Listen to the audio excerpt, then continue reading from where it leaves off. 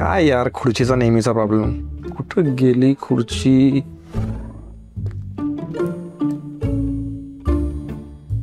एकही दिवस जागेवर नसते खुर्ची. खुर्च्यांचा काय प्रॉब्लेम आहे मला माहित नाही.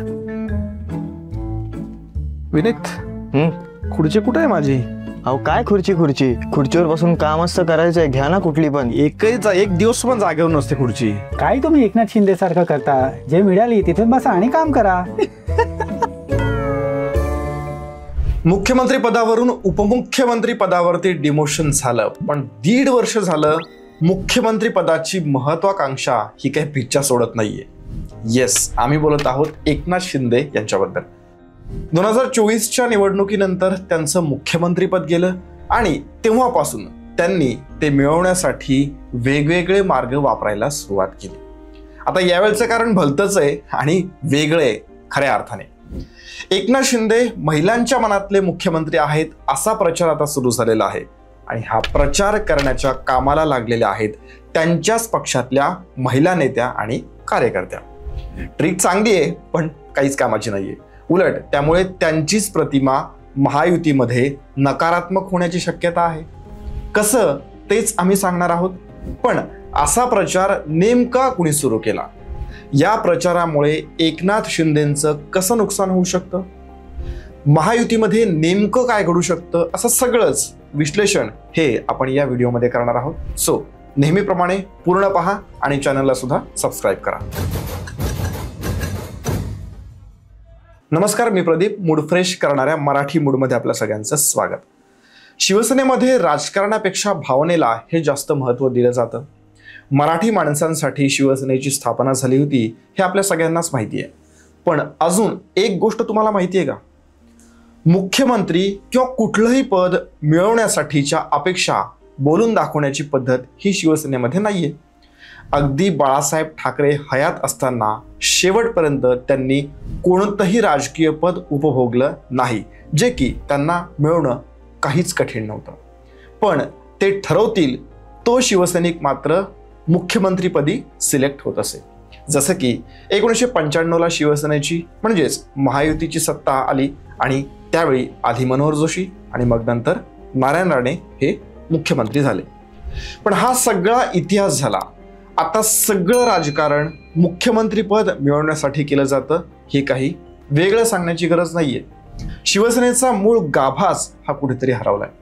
कारण पहिले तर शिवसेनेचे 2 तुकडे झाले, ते देखील मुख्यमंत्री पदावरून असं ठामपणे म्हणता येईल. अतिमहत्वाकांक्षी एकनाथ शिंदे यांनी 2022ला मुख्यमंत्रीपद मिळवलं, पण 2024ला ते त्यांच्या हातून निसटलं. पण अजूनही त्यांना मुख्यमंत्रीपदी बसायचं आहे आणि त्यासाठी यावेळी त्यांनी महिलांना पुढे केलेलं आहे. नवी ट्रिक. एकनाथ शिंदे महिलांच्या मनातले मुख्यमंत्री असल्याची ही ट्रिक आहे आणि हे विधान कोण्या एका महिलेने केलेलं नाहीये. शिंदेंच्या शिवसेनेच्या नेत्या आणि विधान परिषदेच्या उपसभापती डॉक्टर नीलम गोऱ्हे यांच्या 10 दिशा या पुस्तकाचं प्रकाशन मुंबईतल्या यशवंतराव चव्हाण सेंटरमध्ये नुकतंच झालं एकनाथ शिंदे यांच्या हस्ते. त्यावेळी लाखो बहिणींचे भाऊ, डेडिकेटेड मिनिस्टर अशी स्तुतीसुमनं उधळतानाच त्यांनी महिलांच्या मनातले मुख्यमंत्री अशी एक पुडी सोडली. बरं, अशी चर्चा सुरू करणाऱ्या नीलम गोऱ्हे या काही एकट्या नाहीयेत. एकी असायला हवी ना, मग त्या चर्चेला देखील कशी धार येते. अगदी तसंच पक्षातल्या इतर महिलाही मग पुढे सरसावल्या. जेव्हा महाराष्ट्राच्या मुख्यमंत्र्यांबद्दल बोललं जातं तेव्हा फक्त एकच व्यक्ती लक्षात येते आणि ती म्हणजे उपमुख्यमंत्री एकनाथ शिंदे. आज जरी ते उपमुख्यमंत्री असले तरी शिवसेनेसाठी ते मुख्यमंत्रीच आहेत आणि हे सत्य कोणीही नाकारू शकत नाही असा अति आत्मविश्वास विधान परिषद आमदार मनीषा कायंदे यांनी व्यक्त केला. याशिवायही तेथे उपस्थित असलेल्या पक्षातल्या महिला नेत्यांनी शिंदेंचं कौतुक केलं, लाडकी बहिणी योजनेचा उल्लेख केला वगैरे.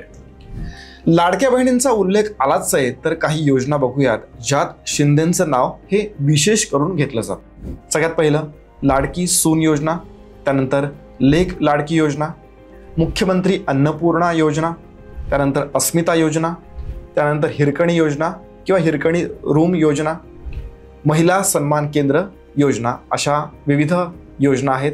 आणि खरं तर विविध योजनांवरती आम्ही व्हिडिओ बनवलेले आहेत, ते तुम्ही जर बघितले नसतील तर नक्की बघा. अशा सगळ्या योजना त्यांनी सुरू केल्या किंवा त्यामध्ये त्यांचं विशेष असं कॉन्ट्रीब्युशन आहे. यातल्या काही योजना या खर्चिक आहेत, सरकारवरती त्याचा अतिरिक्त ताण पडतो आहे, हे अगदीच खरं आहे. पण सुरू आहेत ह्या योजना हे खरं. पण केवळ महिलांसाठी नाही, समाजातल्या वेगवेगळ्या घटकांसाठी देखील योजना काढलेल्या आहेत, ज्यामुळे निधी हा अतिरिक्त खर्च होतोय. अशा योजनांची खरं तर काहीच गरज नाही. जसं की STचा सवलतीमध्ये किंवा फुकट प्रवास वगैरे, ज्याची काहीच गरज नाही.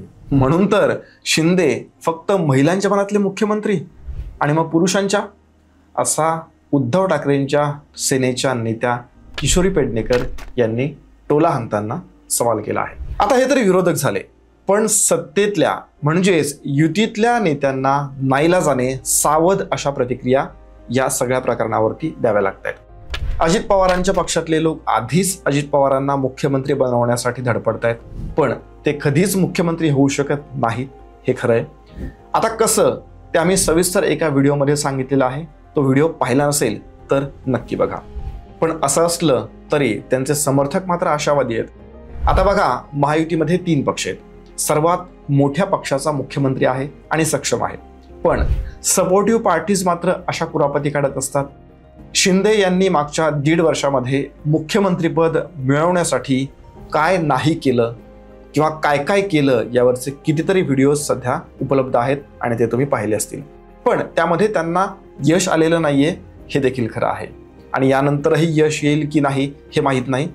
आता ही त्यामध्ये नवीन युक्ती त्यांनी काढलेली आहे. महिला नेत्या म्हणजे आपल्याच पक्षातल्या महिला नेत्या त्यांनी कामाला लावलेल्या आहेत. पण एवढं होऊनही ज्यांना चॅलेंज केलं जातंय त्या मुख्यमंत्री देवेंद्र फडणवीस यांची प्रतिक्रिया ही मात्र सौम्य. एकनाथ शिंदे यांच्याकडे सोपवणं सेफ असतं, कारण ते परत करतात. त्यामुळे ते सोपवताना आपण कधीही मागे पुढे पाहिलेलं नाही, असं फडणवीस म्हणाले. आणि ते अगदी बरोबर सुद्धा आहे. बघा, 2022ला आमदारांची संख्या अधिक असून देखील फडणवीस यांनी मुख्यमंत्रीपद हे शिंदेंना दिलं किंवा सोपवलं. विशेष म्हणजे त्याआधी 5 वर्ष फडणवीसांकडे मुख्यमंत्री पदाचा अनुभव होता, जो शिंदेंकडे नव्हता, तरीही दिलं. सिनियरिटीचा विचार नाही केला. याउलट शिंदेंचा काय सुरू आहे, विचार करण्यासारखी गोष्ट आहे. शिवसेनेच्या मनातले, महाराष्ट्राच्या जनतेच्या मनातले आणि आता महिलांच्या मनातले, हे मनातले जे मुख्यमंत्री आहेत ना, त्यांची महाराष्ट्रामध्ये जरा जास्तच गर्दी झाली आहे ना. मूळ भाजपा आणि आता शरद पवारांच्या राष्ट्रवादीत असलेले नेते एकनाथ खडसे हे बहुजनांच्या मनातले मुख्यमंत्री बनले होते. त्यानंतर जनतेच्या मनातल्या मुख्यमंत्री बनल्या होत्या पंकजा मुंडे. त्यानंतर आता महिलांच्या मनातले मुख्यमंत्री बनले आहेत एकनाथ शिंदे. आता मनातल्यावरून एक आठवलं, अजित पवारांनी भर पत्रकार परिषदेमध्ये एक टोला एकनाथ शिंदे यांना लगावला होता. ऐका. काळातलं हे पहिलं अर्थसंकल्पीय, आता हा अर्थसंकल्प आहे आपल्याला. गेल्या वेळेस पण आम्ही 3 होतो, खुर्च्यांची थोडी आतला बदल झाली आहे. मनात तर काही जात नाही ते. बाकी मुख्यमंत्री बनण्यासाठीची बरीच मोठी रांग आहे. त्यातले किती सक्षम आहेत हा एक विचार करण्यासारखा विषय आहे किंवा प्रश्न आहे. एकनाथ शिंदे पुन्हा मुख्यमंत्री बनतील का हे आत्ता तरी सांगता येणार नाही, पण बनण्यासाठी त्यांचे प्रयत्न मात्र जोरात सुरू आहेत, ते देखील वेगवेगळ्या मार्गाने.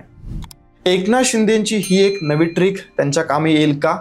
तुम्हाला काय वाटतं हे आम्हाला कमेंट करून नक्की सांगा. या व्हिडिओमध्ये इतकंच. जय हिंद, जय महाराष्ट्र.